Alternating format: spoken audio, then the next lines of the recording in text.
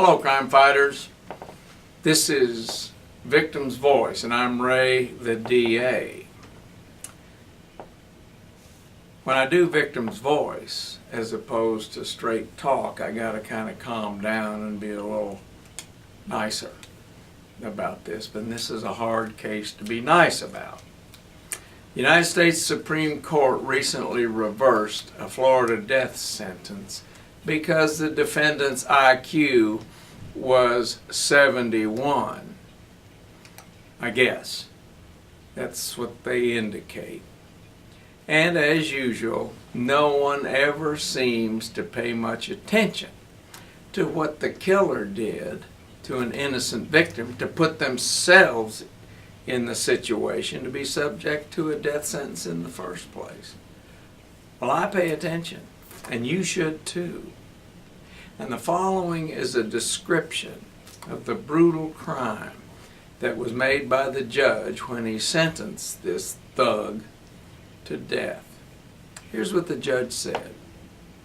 On February 21st, 1978, Freddie Lee Hall kidnapped Carol Lee Hurst from the parking lot of a grocery store as she was carrying her packages to her car.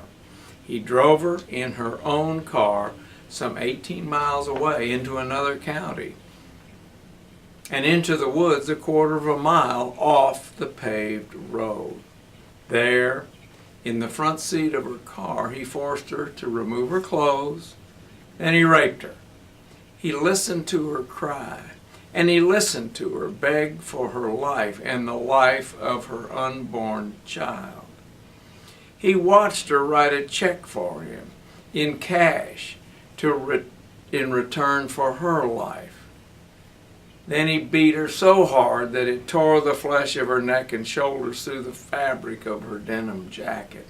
And then he killed her by firing a bullet into the back of her head. The judge said, there is no evidence that's been presented to this court that reasonably mitigates the aggravated, brutal nature of this act.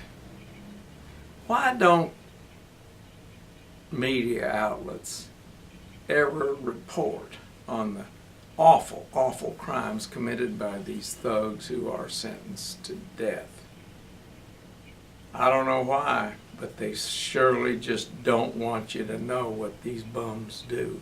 They got themselves sentenced to death.